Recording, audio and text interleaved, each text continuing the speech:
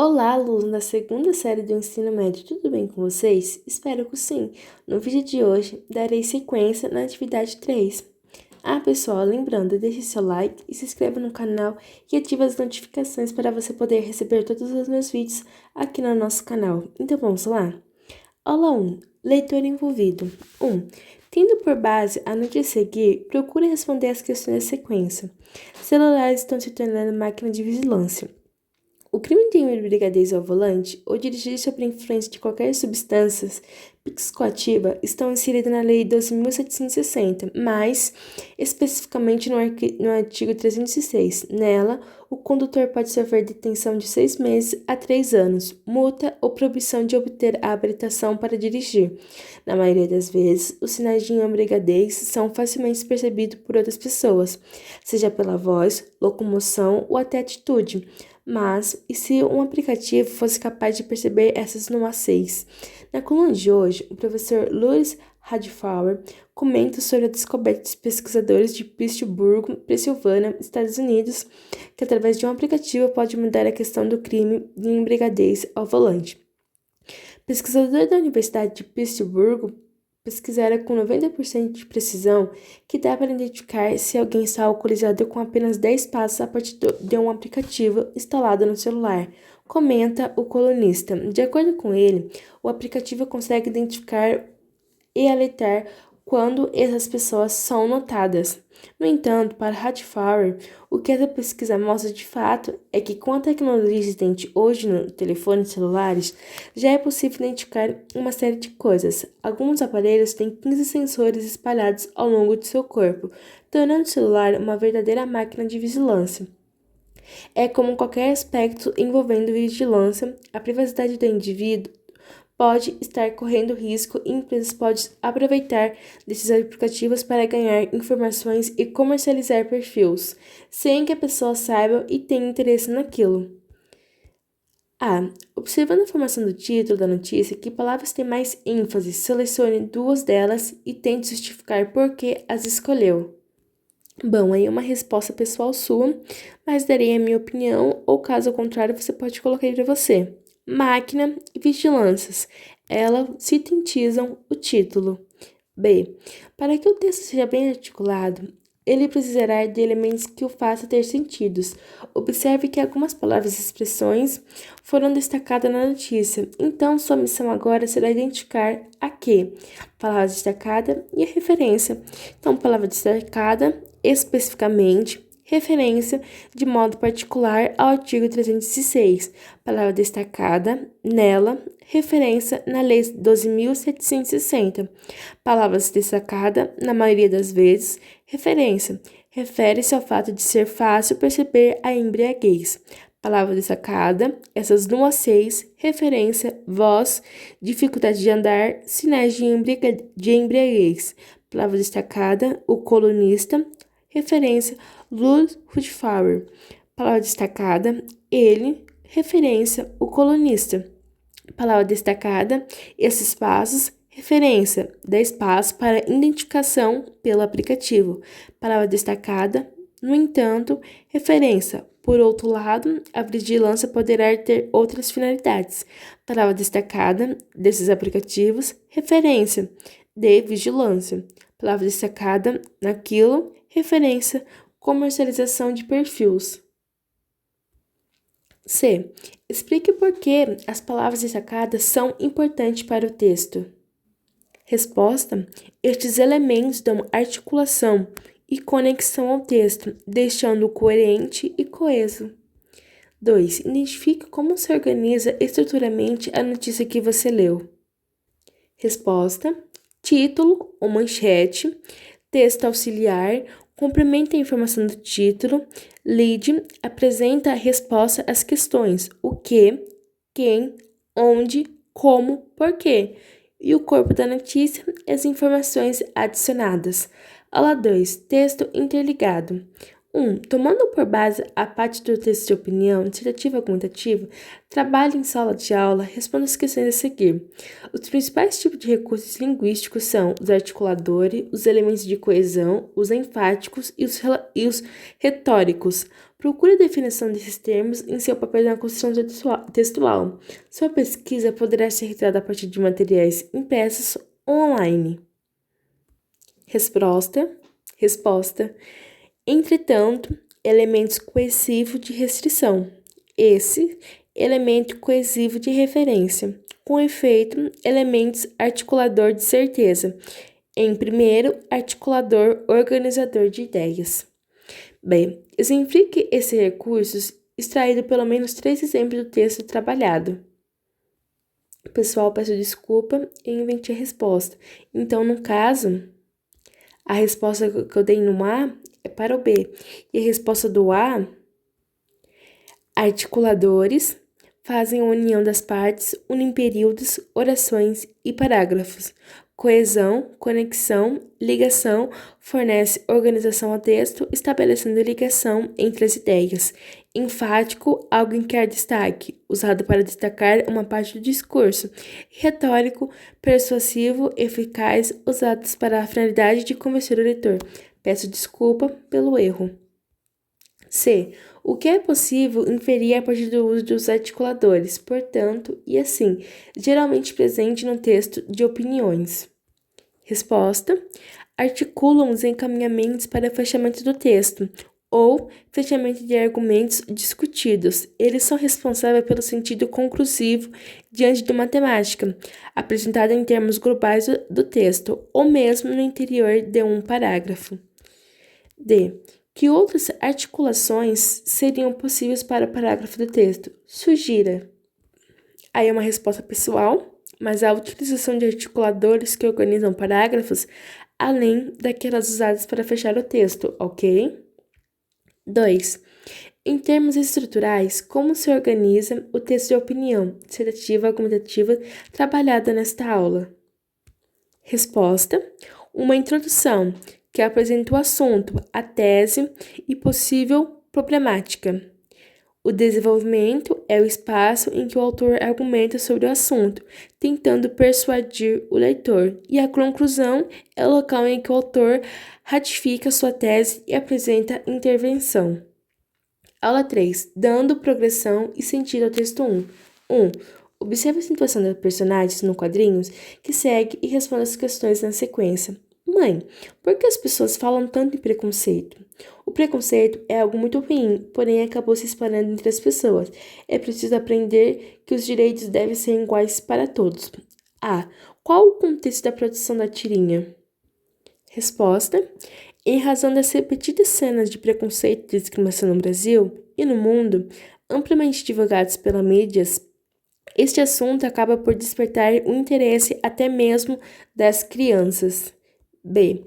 Que sentido tem a expressão falam tantos? Como elas poderiam ser substituídas sem alterar o sentido do texto? Resposta. Tem o sentido de que ele ouve muitas vezes falarem no assunto. Uma possível substituição seria falam frequentemente. C. Na fala da personagem mãe, ela diz: o preconceito é algo muito ruim, porém acabou se espalhando entre as pessoas. Qual o papel do conectivo em destaque? Resposta. O uso da conjunção adversativa, porém, além de ligar as orações coordenadas, produz o sentido de algo contrário, oposto e adverso. Assim, como o preconceito é algo ruim, não haveria um motivo para que se espalhasse entre as pessoas. D. O que você sabe acerca do gênero textual tirinha? Que tal pesquisar em um meio disponível sobre suas características básicas? Apresente o resultado de sua busca no espaço que segue. Possível resposta é um gênero muito usado pelos jornais, revistas, livros didáticos e sites. Traz uma sequência de desenhos que criticam a situação social. Outra resposta é um texto humorístico. Outra resposta, semelhante às histórias em quadrinhos, porém curto e breve. 2. Tendo por base discussões acerca dos assuntos preconceitos sociais, planeje e escreva um texto de opinião dissertativa e argumentativa. Nesse primeiro momento, você poderá usar o seu caderno comum para essa tarefa. E vocês irão colocar a sua opinião sobre o preconceito racial. Aula 4. Dando progressão e sentido ao texto 2. 1. Nesta aula, as atividades estarão relacionadas ao seu próprio texto de opinião, dissertativo, argumentativo, local em que fará anotações e que acha pertinente e, a partir delas, iniciará o processo de reescrita. Aula 5. Entre as prosas e o poema. 1. Leia os fragmentos textual que estão na sequência e, posteriormente, responda as questões que se pede. Ai, que saudade de você! Não se admire se um dia um beija-flor invadir a porta da tua casa, dei-te um beijo e partir. Fui eu que mandei o beijo, que é para matar meu desejo. Faz tempo que eu não te vejo. Ai, que saudade de você! Se um dia você se lembrar, escreva uma carta para mim. Boto logo no correio com a frase dizendo assim: faz tempo que eu não te vejo, quero matar meu desejo. Te mando um monte de beijo, ai que saudade sem fim. Fragmento 2. O que você faria se? Se eu pudesse viver para sempre, faria tudo o que não faço por medo. Nadaria com tubarões, pularia de um prédio, bang jump, teria um monte de emprego, sempre que ter vários empregos. Viajaria ao mundo inteiro, escalaria o Monte Everest, confortaria adotantes, cuidaria da minha família, tentaria ser presidente, ajudaria a tentar vacinar. Se o vírus me infectasse, eu não morreria. Conheceria meus tataranetos, aparecia no Guinness Books, livro de recordes, como pessoa mais velha do mundo, pintaria meu cabelo, praticaria boas ações, aprenderia vários instrumentos, aproveitaria cada momento da minha vida e tornaria o mundo melhor. Mas, olhando por outro lado, não gostaria de ser imortal, pois meus amigos e parentes iriam morrer e eu ficaria aqui. Se eu só explodisse, todo mundo ia morrer e eu ficaria viva, no espaço sozinha. Bianca. De modo geral, o que é possível compreender do fragmento 1 e 2? Resposta. No fragmento 1, trata-se de uma poesia que foi musicalizada. Nela, o autor revela o sentimento de saudade e distanciamento das pessoas amadas. Em razão disso, imagina a possibilidade de lhe mandar um beijo através de um pássaro. No fragmento 2, temos uma prosa em que o autor narra e apresenta suas ações em relação ao mundo. Caso pudesse viver para sempre, é uma sequência de fatos que mudariam o mundo, segundo a autora. B. Como se dá a disposição do texto? Resposta. No fragmento 1, o texto está escrito em versos, característica elementar do poema. E no fragmento 2, traz um texto escrito em prosas, que é um parágrafo, além da presença da fala do autor, que neste caso é quem conta seus desejos nessa sucessão de possíveis acontecimentos. C. Há uma repetição no fragmento 1, o que é bastante perceptível. Que sentido ela sugere? Resposta. Tem sentido de intensificar tamanha saudade sentida pelo autor, daí a repetição dos versos. Faz tempo que não lhe vejo, e em consequência, desejo, saudade de você, saudade sem fim. No fragmento 2, o autor usa as expressões se eu pudesse e mundo melhor. Quais os sentidos implícitos nessas expressões? Resposta. A presença da condição C, que é de pudesse, ao mesmo tempo em que nos remete a uma condição, mostra nesse caso que o autor é consciente de que esse desejo está longe de suas próprias decisões e é algo que não depende de nenhum esforço próprio, daí a consciência da sua impossibilidade. Quanto ao mundo melhor, basta que observamos as coisas que precisam ser mudadas e está disposto no texto. Logo, nossa sociedade precisaria mudar em muitos aspectos. Aula 6. A força e os sentidos dos argumentos. 1. Nesta aula, as atividades estarão relacionadas ao seu texto de opinião, dissertativo, argumentativo, cuja reescrita foi solicitada em aulas anteriores. Nele, mais uma vez, você fará anotações tendo por base as discussões propostas nesse encontro. Aula 7. A fala do outro. 1. Leia o trecho do conto que segue, ele servirá de base para sua resposta às questões apresentadas na sequência. O pescador e sua mulher. Era uma vez um pobre pescador e sua mulher. Eram pobres, muito pobres. Moravam numa choupana à beira do mar, num lugar solitário. Vivia dos poucos peixes que eles pegavam. pouco porque, de tão pobre que eram, eles não possuíam um barco, não podiam aventurar-se ao mar alto, onde estavam os grandes cardumes. Tinham de se contentar com os peixes que apanhavam com os anzóis, ou com as redes lançadas no raso. Sua choupana, de pau a pique, era coberta com folhas de palmeiras. Quando chovia, a água caía dentro da casa e os dois tinham de ficar encolhidos, agachados no canto. Era um dia comum como todos os outros. O pescador saiu muito cedo, com seus anzóis para pescar. O mar estava tranquilo, muito azul, o céu limpo, a brisa fresca. De cima de uma pedra lançou seu anzol. Sentiu um tranco forte. Um peixe estava preso no anzol. Lutou, puxou, tirou o peixe. Ele tinha escama de prata, com barbatanas de ouro. Foi então que o espanto aconteceu. O peixe falou: Pescador, eu sou um peixe mágico, anjo dos deuses no mar. Devolva-me ao mar que realizarei o seu maior desejo. O pescador acreditou. Um peixe que fala que fala deve ser digno de confiança. Eu e minha mulher temos um sonho, disse o pescador. Sonhamos com uma casinha azul, jardim na frente, galinhas no quintal e mais roupas novas para minha mulher. Ditas essas palavras, ele lançou o peixe de novo ao mar e voltou para casa para ver se o prometido acontecerá. De longe, no lugar de choupana antiga, ele viu uma casinha branca com uma janela azuis, jardim na frente e galinhas no quintal, e à frente dela a sua mulher com um vestido novo. Tão linda, começou a correr e enquanto corria pensava, finalmente nosso sonho se realizou. Encontramos a felicidade. Já sabemos que se trata do gênero textual, conto, assim, que característica podemos apontar, tendo por base as discussões em aulas anteriores. Resposta: trata-se de um texto de cunho literário, uma prosa pela sua estrutura textual, apresenta recursos de figuração, traz a falar de seres inanimados e etc. B. Os períodos em negridos têm em comum a desenvolvimento de verbos, muito. Qual o efeito de sentido provocado nas duas situações? Resposta: na primeira situação, eram pobres, muito pobres, nos leva à ideia de que viviam em pobreza extrema. No segundo, o advérbio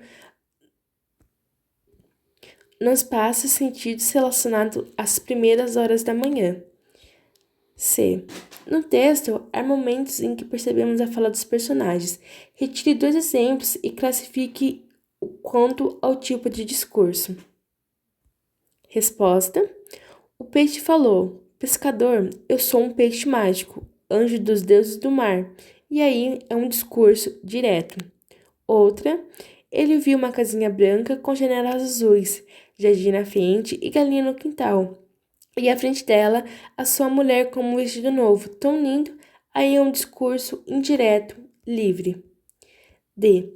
Como esse discurso se organiza dentro do gênero textuais argumentativos? Exemplifique. Bom, alunos, é uma resposta pessoal, mas é importante ressaltar que os discursos diretos e indiretos ganham espaço em textos de opinião, em que as diferenças se estabelecem quando, em textos argumentativos, não há figuração de linguagem. O texto não é literário e, portanto, não há presença de travessões, que são marcas exclusivas de falas de personagens nas narrativas. Aula 8. O valor de minha opinião. 1. Com base no artigo de opinião, aprendizagem remota digital, desafio ou oportunidade, responda as questões que seguem. A. Qual o contexto de produção e intenção da autora? Resposta: o artigo é produzido quando se vive uma pandemia e essa trouxe isolamento social e a consequência necessidade de estudar em casa, através do meio tecnológico disponível. A autora tem a intenção de mostrar que, mesmo com a disponibilidade dos meios para estudos remotos, ainda há muito que ser feito nas tocantes à mudança de postura de seus usuários. B. Você concorda com a opinião da autora? Justifique. Aí é uma resposta, obviamente, pessoal. C. A presença do discurso de outros no decorrer do artigo, como se articula de forma direta ou indireta? Resposta: sim. A autora faz referência ao discurso de um colega e abre espaço para as falas dentro de uma construção de citação direta, marcada pela presença dos sinais gráficos, dois pontos e aspas. D. Retire do texto alguns elementos de coesão textual, sequência, referencial ou articuladores e explique seus efeitos de sentidos. Bom, aí é uma resposta pessoal, mas é importante que vocês retire conjunções, advérbios, locuções e consigam explicar seus efeitos no texto, ok? Pessoal, este foi o vídeo, eu espero muito que vocês tenham gostado. Se você gostou, deixe seu like, se inscreva no canal e ative as notificações. E até os próximos vídeos. Tchau, tchau!